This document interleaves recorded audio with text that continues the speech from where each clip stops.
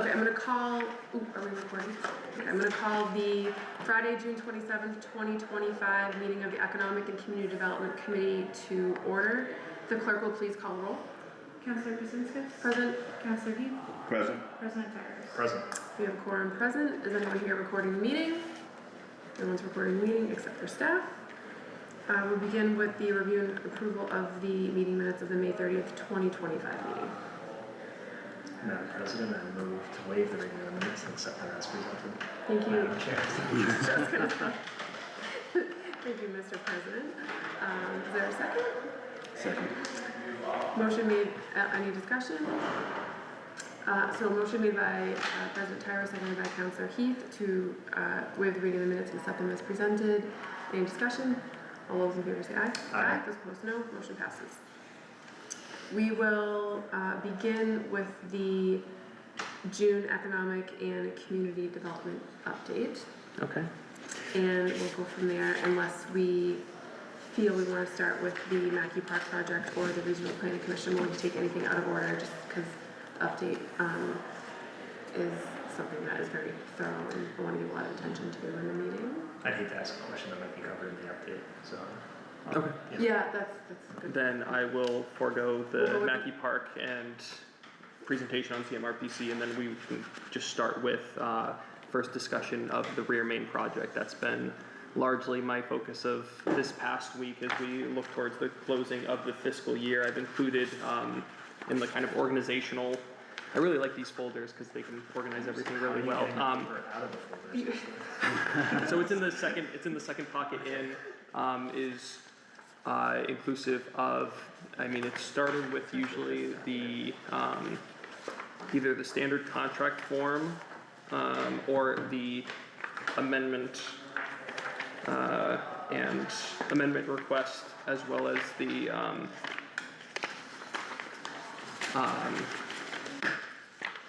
reimbursement request for the project. So there's in there a 2-week look ahead, a preliminary project schedule, and then those reports sent into MassWorks. So just to give an overview for that, given the current timeline and the fact that these funds for this project were supposed to be done in full and reimbursed in full by Monday, the 30th, the end of this fiscal year, I asked for a full fiscal year extension to those funds in order to give us the full timeline we would need.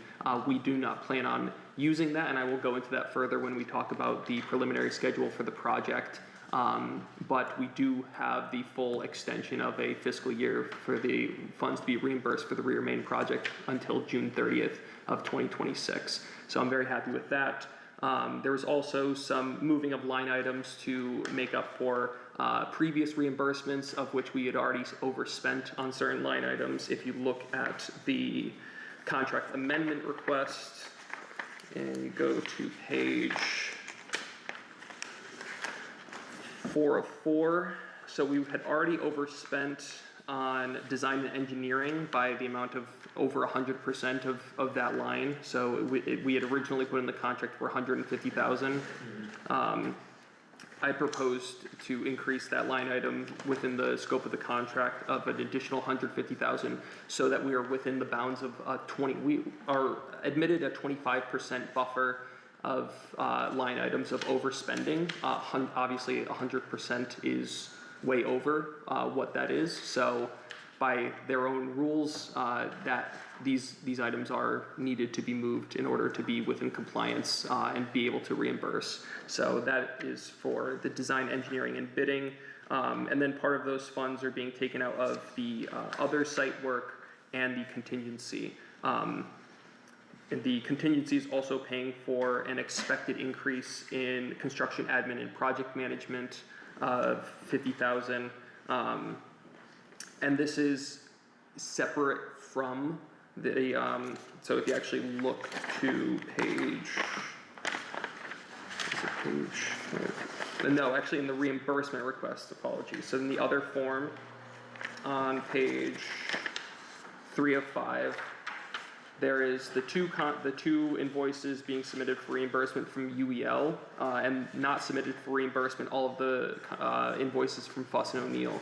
So in the original contract, when we had discovered the need for the additional work to make the site able to be constructed upon, that additional work wasn't in the scope of the original contract, and the funds that we have acquired in order to pay for this have already been acquired through city means, and there is no need for a contract amendment to change the scope of work for paying for the additional work to redesign the project, as well as the few weeks of work needed to get us to what it was the intended original work within the scope of the contract. So most of the work that we've done this year isn't actually being submitted for reimbursement because we have already acquired the funds to pay for that work.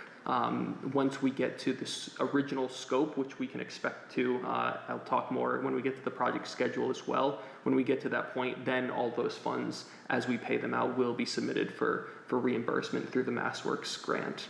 Hopefully that explains the reasoning behind that.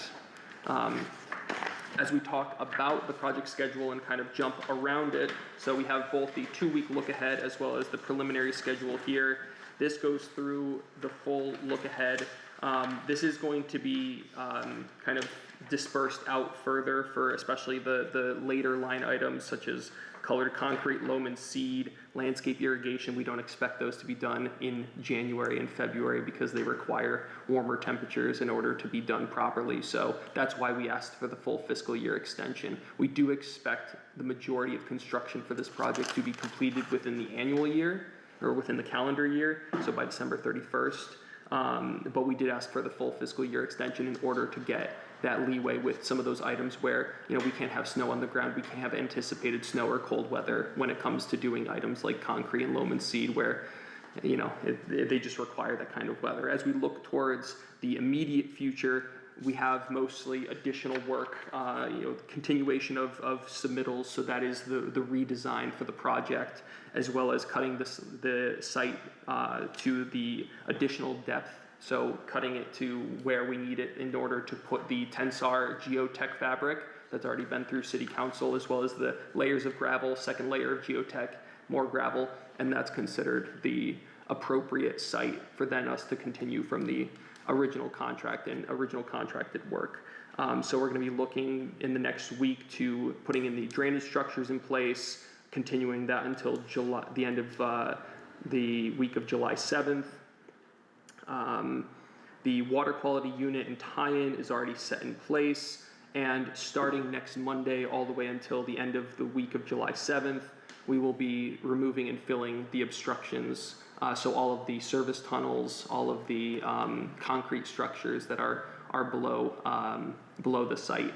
The constraints of the existing brook that runs through downtown have already been defined, and the destruction of the concrete structures will not interfere specifically with the constraints of that. That's already been mapped out through myself and the engineers over at Fuss and O'Neill, so that is not need to worry. That was already redirected under the road that was constructed. I forget the name of the road. The Derby Drive. Yeah.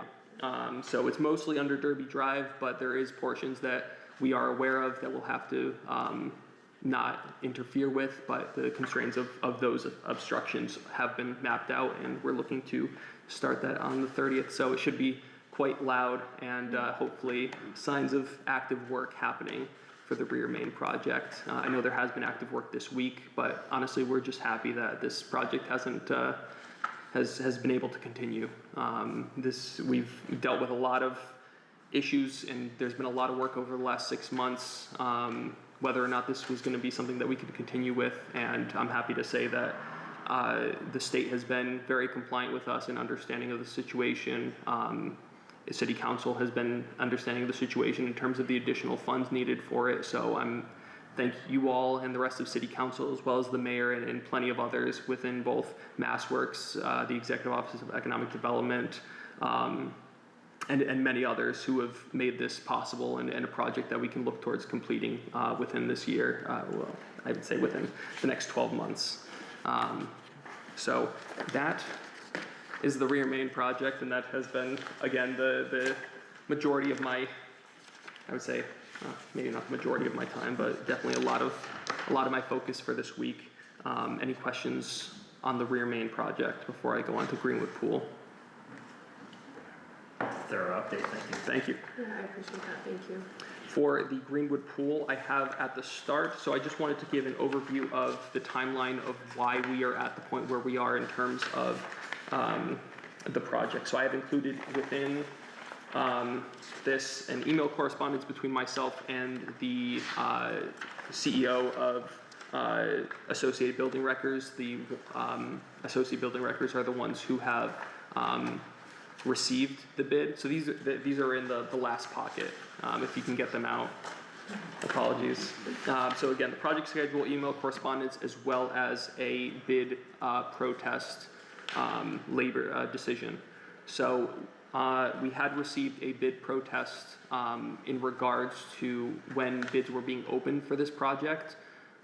There was an overlooked bid that was improperly delivered by a mail carrier it was supposed to go to a specific room. It was labeled for a specific room, and it wasn't delivered to that specific room. So at the behest of the engineers for the project, Ty and Bond, they recommended that we consider this an overlooked bid and opened it the following day.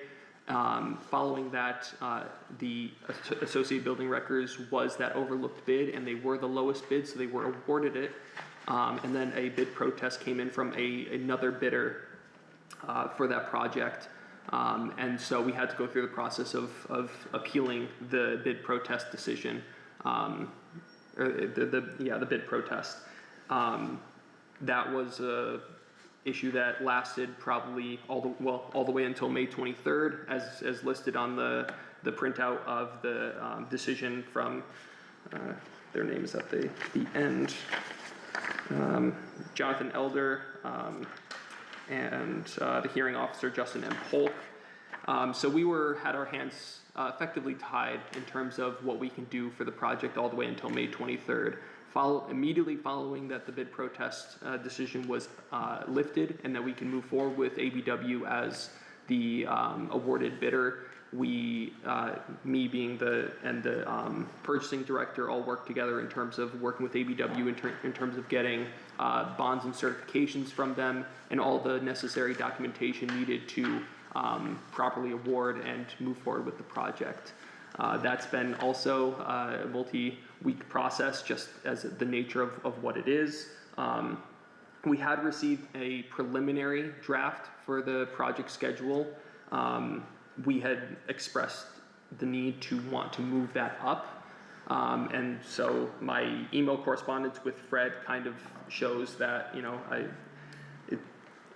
word for word, I'd request that demolition, particularly the above grade building removal, begin as soon as possible. I'm happy to coordinate with the pool manager on necessary closures during demolition so your team has the time it needs without restrictions to get the project completed, because this is a project that we want to be completed, but we also want to be mindful of any days that active demolition is happening, so that the outdoor pool isn't actively hosting any users at that time. So I've given him the go-ahead of moving that schedule up, so we're not running into this project being in October, November, and so they've drafted a new preliminary project schedule, which is the one also in front of you. So at line item 24, they have the above ground building removal now moved up to happening between September 26th and October 7th.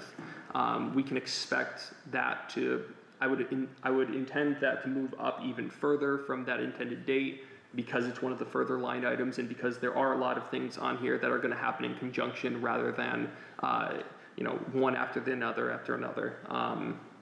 So I would expect that to move up further, but as it's happening in September, it still gives us probably about 3 weeks worth of time to not hit within open pool season and be that active demolition to happen during when school is active. So we wouldn't expect anyone to really be using the pool anyways during that time, and even if we move it up to 3 weeks, that's still going to be the case.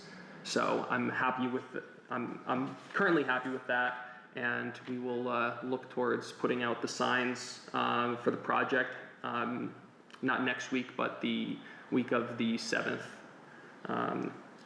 With that said too, just for clarity's sake for the people who are watching and for the public, those white project signs, we did try to change on a couple of the projects to see if we could put renderings out rather than just the verbiage that's there, but that's actually a Executive Office of Housing and Livable Communities requirement that the sign verbiage be consistent across all CDBG projects across the Commonwealth, so that's why those white signs that have the project name, the address, the builder, the contacts at City Hall, and all of those things, that's why that's like that. That's a requirement of HLC for the CDBG program when those signs go out. So we will try to also get something out that has a rendering of what the project will look like in the end when we move forward with our CDBG projects or just any other project that we get state funding from, but the contents of the main sign themselves are actually dictated by state regulation. Yep.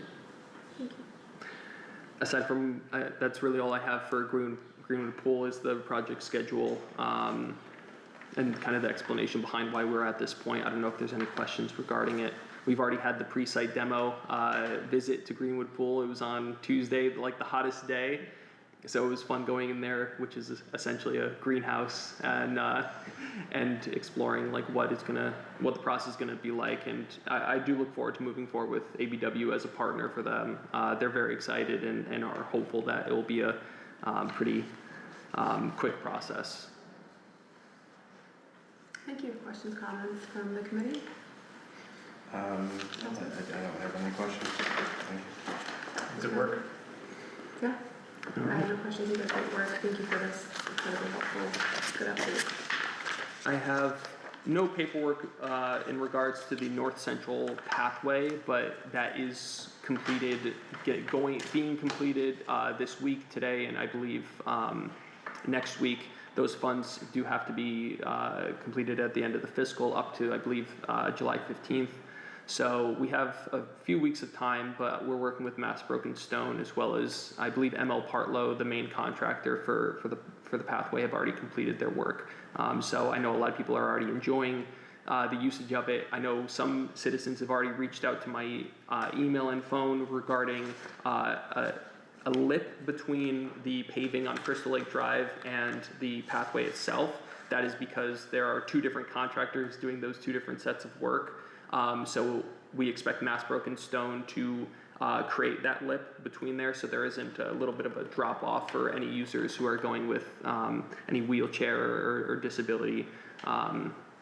So we expect that to be completed upon completion of the project. But as it is now, we still have to do the sealing and the final touches. So we expect that to be part of that. Thank you. And just for clarification, you said, so the funds have to be spent by July 15th? Yes. Okay. And I just have to say for this project, it was the same with the corner of Willow and Main. It was one of those things where like we know it was coming, from this meeting, what's happening's coming, then you see it all being done and you see it done.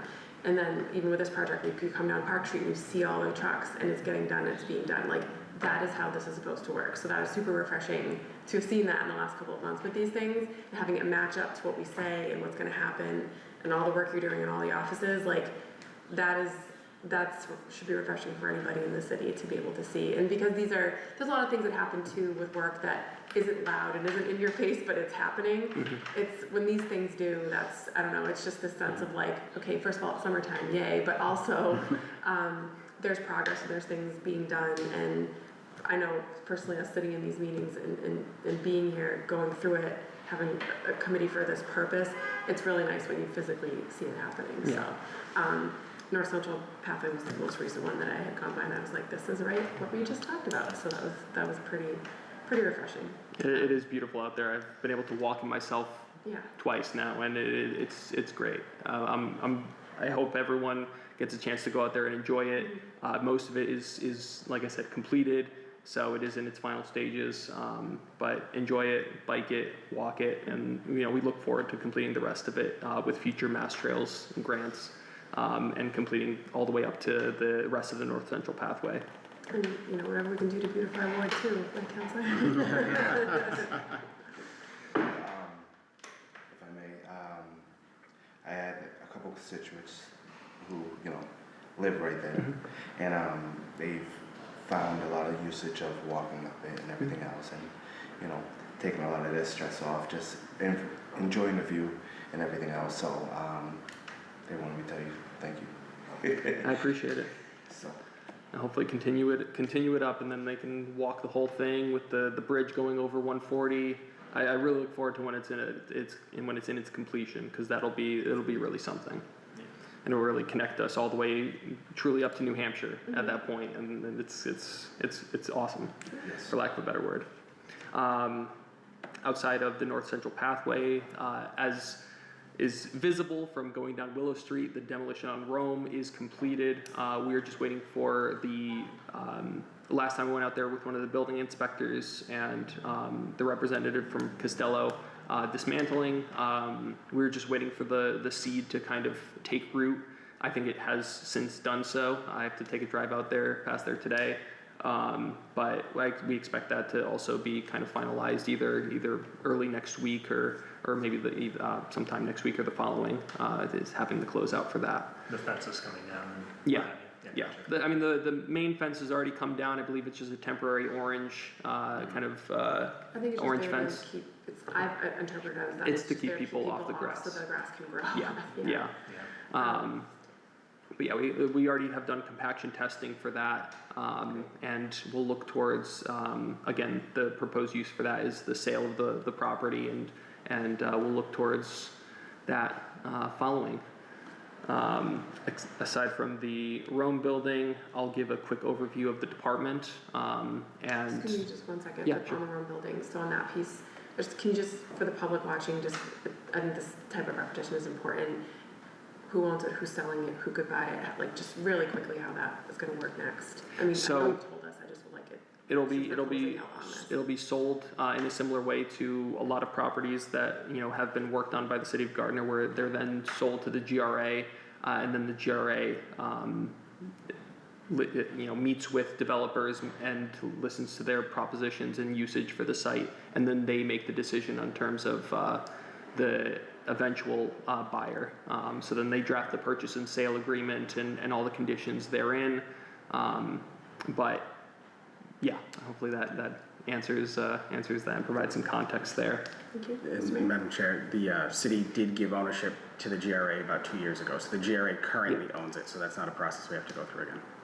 So next is for GRA to sell it and do their process on that. Yeah, once we get the closeout also from EOHLC, because it is a CDBG project. So once we have that full closeout, then we can move forward with the sale of the property. And I think one of the things with a project like this too is now that it is done and it is beautiful, what's gonna happen next is the question, and so that's just, I think it's important to clarify for that reason. And also, I get questions, is there gonna be another park going in, and it's, sometimes those have good intentions behind it, sometimes they don't have as good intentions behind it, but then I like to talk about the process of when we have these types of things and things get torn down or they're repurposed. There's a lot of options, and sometimes in some spaces parks are the better option, and other times things do get sold and built and there's other avenues that are taken. But I always assume people have the best intentions when they say things like that. I just like to be able to give them the other kind of piece of it as well. So thank you for that. I have no more questions or comments on that. Anybody on one building? Yeah, actually, one day I drove by the site. It's all dirt. Next day, I don't know how this grass grew so fast. See, Councilor Heath, that's what I was gonna say. You Of know all what I of mean? the new director's accomplishments, he got grass to grow. Yeah. The only other thing is, if we could take a left right there, that'd be great. Yeah. That's We it. had 13 Saturdays of rain, that's all I told myself, but honestly, I was like, when you have new grass, it has to be watered really, really good, and we had a ton of water, and then we had tons of rain, that's all I can think of, but Yeah. it's true, the same thing, I was like, there's like grass there now.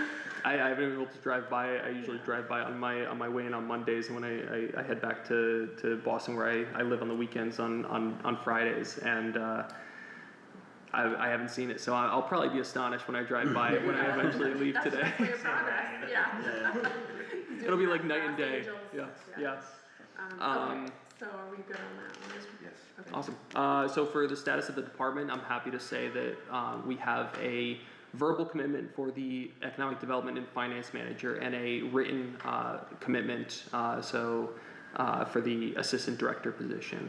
I'm very happy with both of these candidates. I don't know if you would want me to go into their backgrounds of who we're looking to hire, or if you want to wait till they've actually started in order to do I think that. we should wait, I think. Yeah. Okay. Sounds like more appropriate, Yeah. yeah. One of them is the assistant director is looking to start on July 7th, so very soon, a week from Monday, and the economic development and finance manager, we have the verbal commitment out there for, but we're looking for them to probably start sometime around early to mid-August, because they are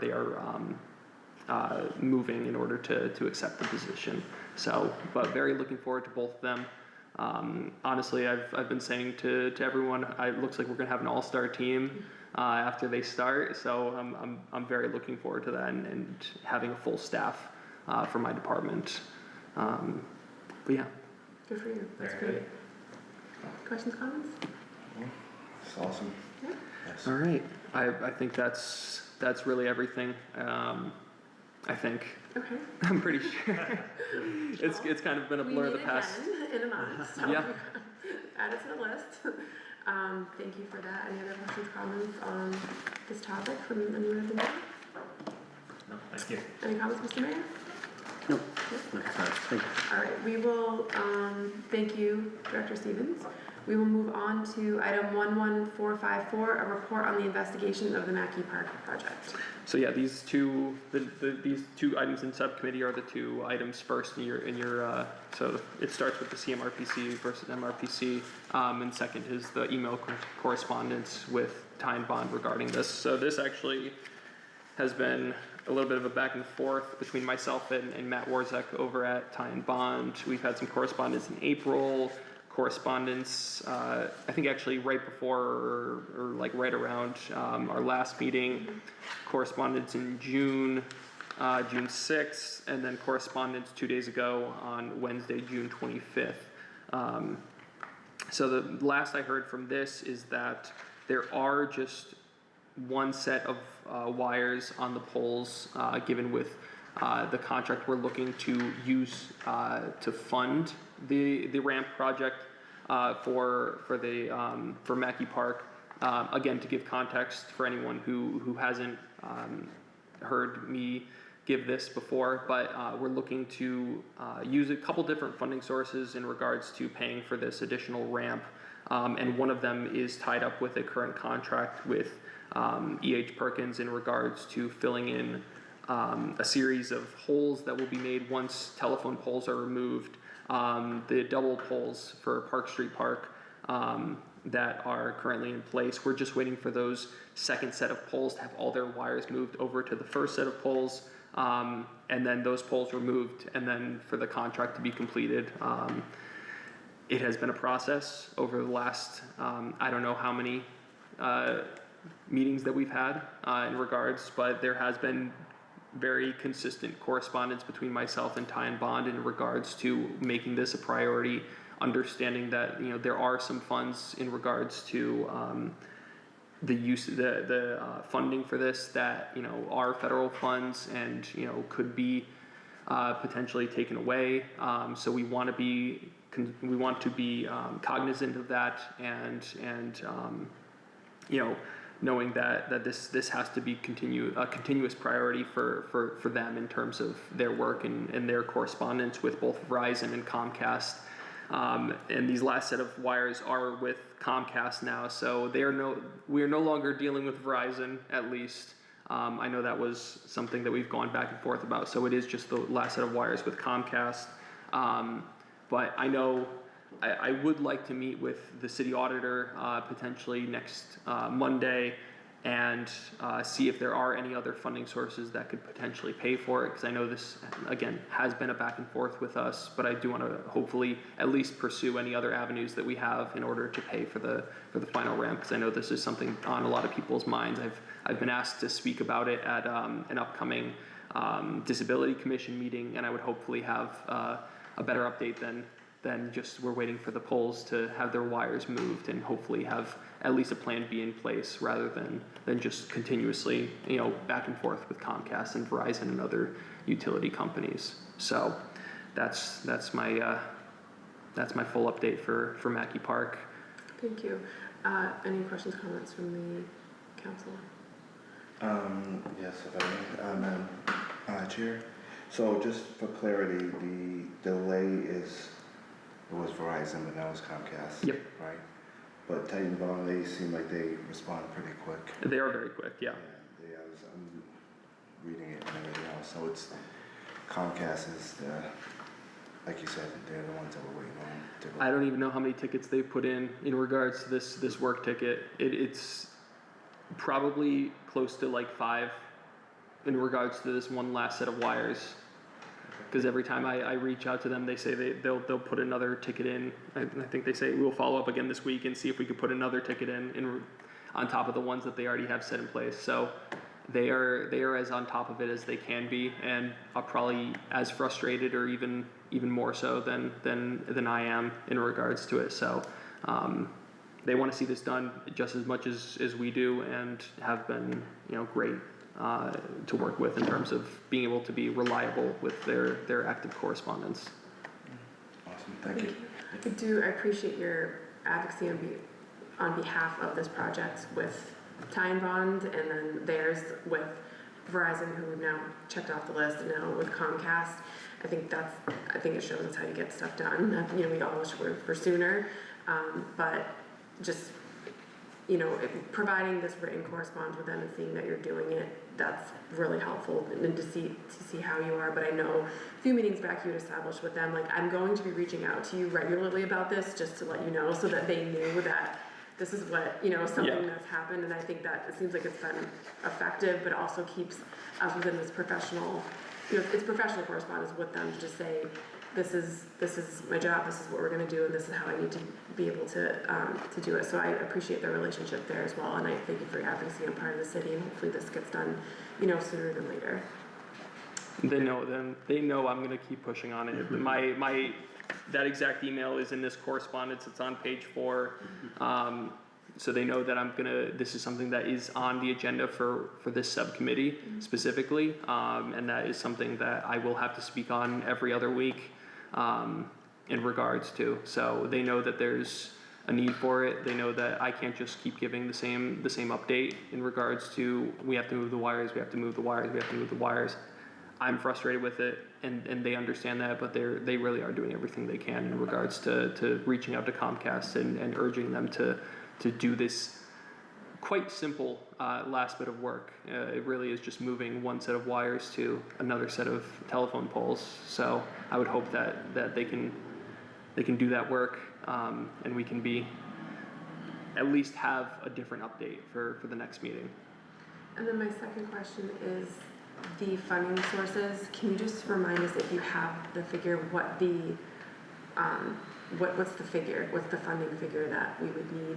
I don't have them in front of me, but I believe it's close to 55,000. So we're looking for 55, Yeah. the encumbered amount after finishing that would move over. The encumbered amount is less than 55. I think the total amount is 55. Yeah.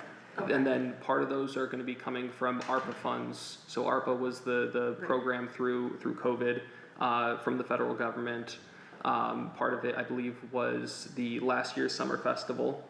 And then I believe around 32, I think somewhere around that is specifically the Park Street contract. So the encumbered funds from this Comcast That is finishing keeping it up they're is- the last step. Yes. Yeah. That is gonna cover this last 33 or whatever Yep. it is. Yep. So that's what we'll be talking to the auditor about. Yeah. Is 33. Okay, thank you. Other questions, comments? Just from a timeline perspective, because this is a situation you kind of stepped into when you were first hired with the city, and thank you for carrying the ball on it. When we have this resolution to the Park Street Park telephone issue, Time Bond's already done a design for the ramp to make it fully ADA compliant. Would the actual construction of that ramp have to go through the bidding process, or the contractor that worked on Mackey Park, would it be a part of their? So because the contract has already been completed, we would have to go back to bidding, and go through the bidding process in order for this to be done. Unfortunately, So you it's just the scope of the original work has already been completed prior to my start here.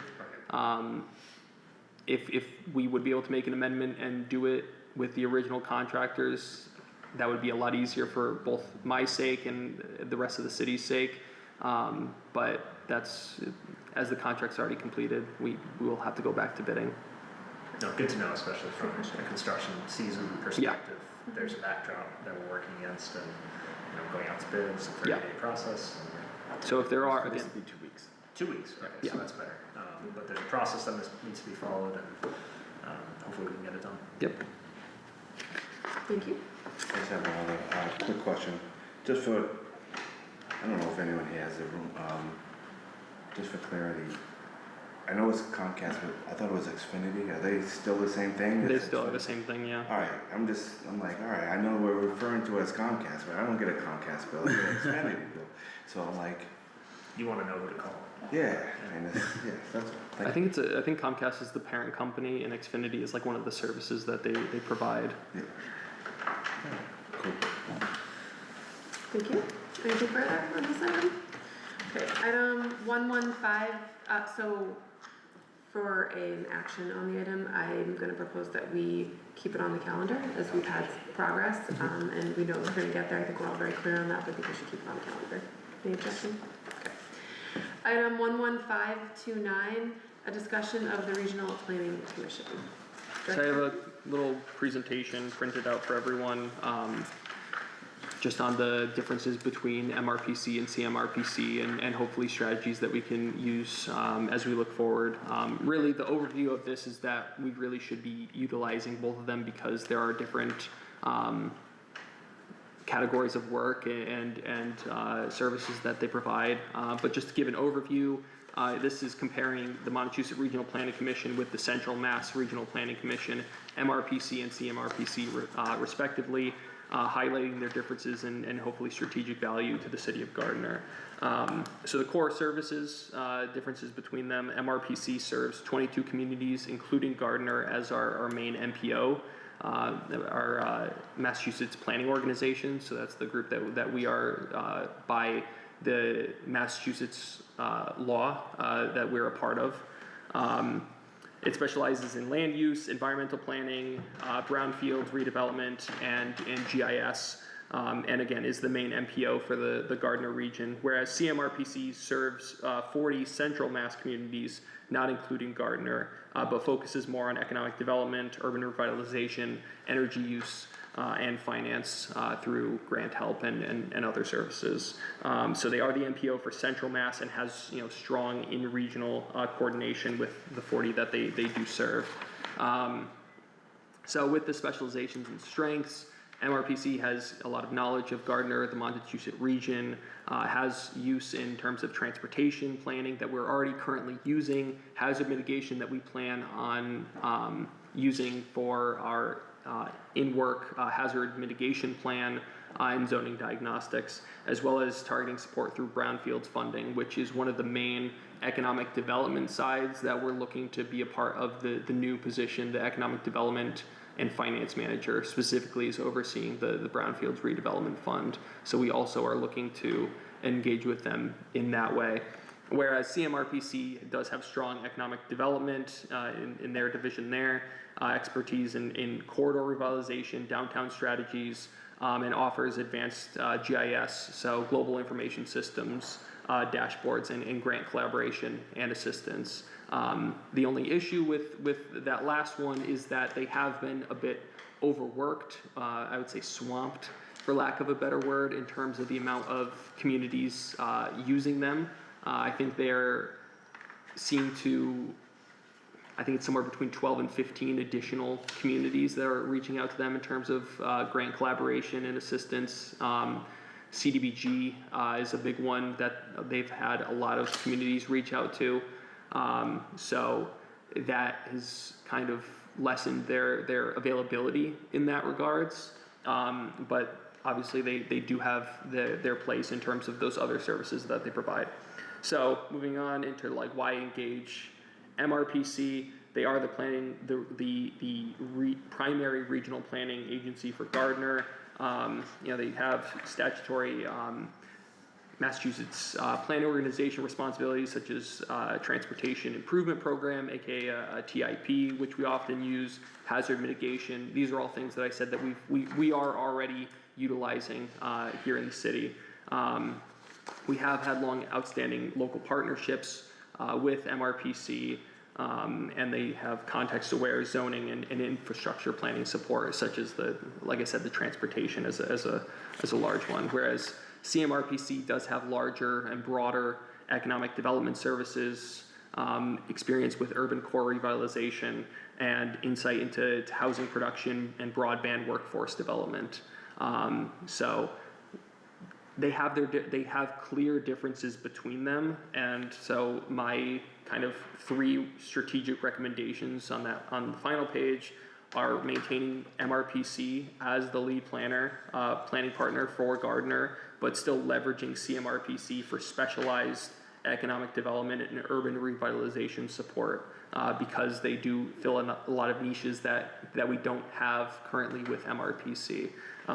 In the same way that we have on-call engineers in the city, and we have a series of on-call engineers, but we don't use. The reason we have multiple is because some provide specific services that other engineering firms don't provide. So we have them on call because they fill niches that not all engineering firms do. It's the same with that, and we're hopeful that engaging with both of them, we can really address any regional scale challenges that we face in terms of planning, any transportation issues, any brownfields redevelopment as we look towards that, and then really developing the urban core that is like our center of downtown, and as it's growing South Gardner as well. So I hope that kind of provides context as to why I want to maintain our relationships with both rather than look towards engaging just one of them, and the services that will hopefully be engaging with both agencies. That's really all I have for that. Hopefully that provides enough context for my decision, at least my recommendation, I guess I would say, in regards to that. Thank you. Questions, comments from the committee? I thank you for this document. I think it's good, especially to reference in the future when we're faced with an appropriation for contracting services with CMRPC. I'm going to make a recommendation that we leave this item on our calendar for a bit longer though, because I know the director reported we have some training and services that MRPC is going to be providing to your new employees, and this could be a vehicle to get an update on how that training went, what was covered, and sort of the value there. And once we receive that update, I'd be happy to go with the director's recommendation, but that's what I'd like. Thank you, Councilor. Anything further, Councilor? Thank you, Mr. President.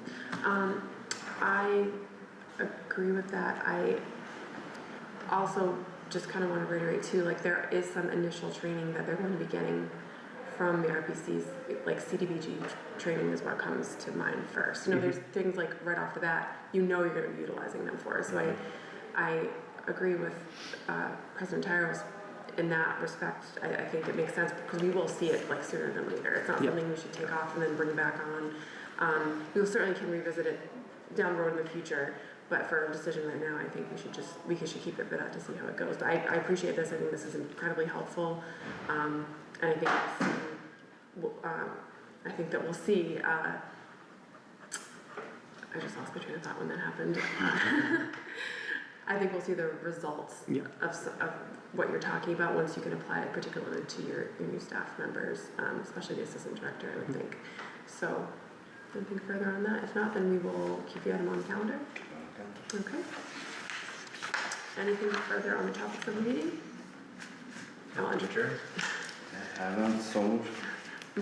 Motion made by President Tyros, seconded by Councilor Heath to adjourn. All those in favor say aye. Aye. Opposed say no. Motion passes.